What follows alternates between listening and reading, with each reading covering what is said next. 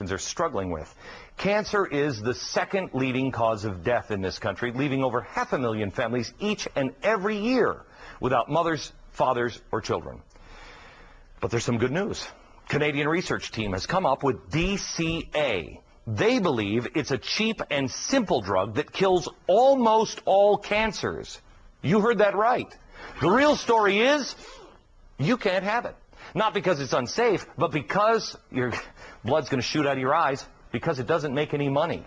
You and I know there's big money to be made when pharmaceutical companies develop new life-saving drugs. But the gravy train doesn't last for long. After investing millions and millions of dollars into research and to the development of a new drug, companies only have a few years to make their money back, plus a profit, before their patent expires, and competing companies can make a generic form of the same drug.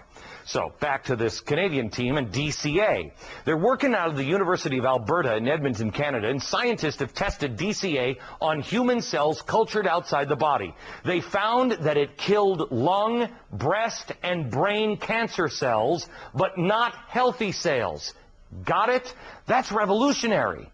This is bordering on a cancer miracle.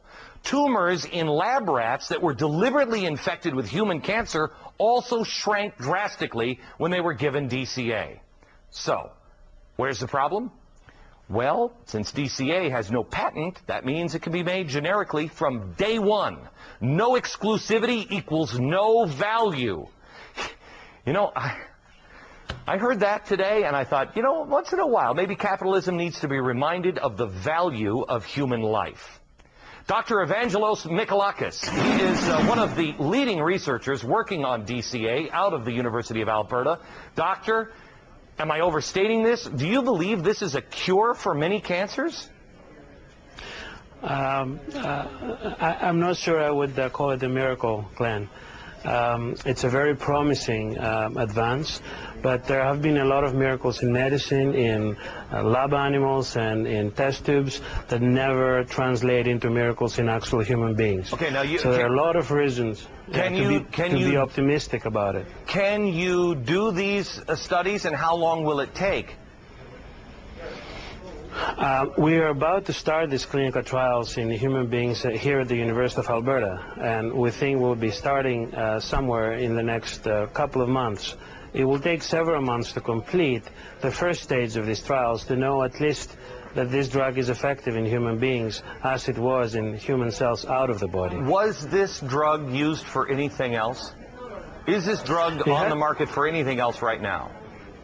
It's not in the market, and you cannot find it in pharmacists. You can buy it in bulk from chemical companies, cell chemicals. However, it has been used for over 30 years to treat very rare conditions of metabolism, usually in children. Universities usually buy the drug in bulk, they process it, and then they treat these very, very rare conditions. We know that it's relatively well tolerated. There are some mild toxicities in these patients, but of course we don't know how patients with cancer will react to that. So this is something you could buy at a chemical company. There are going to be people who read about this, like I did today. If I had cancer, I got to tell you, I'm not waiting the 2 years for the human trial. If this has killed these things, lung and breast and what was the other? Brain cancer? If it's killed these things in test tubes and in lab rats, what's going to stop somebody who has nothing left to lose from going and finding some of this stuff and taking it?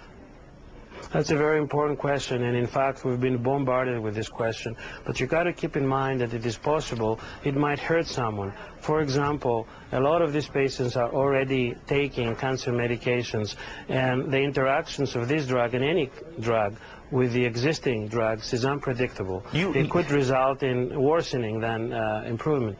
So these clinical trials are really important to be performed appropriately and under the regulation of authorities like FDA or Health Canada. I have to tell you, while I see your point, I got to, you know, if I'm dying of cancer and I know I'm going to die anyway, I mean, how am I going to get worse than death? You had a hard time getting anybody to pay attention to this because there's no money to be made in this.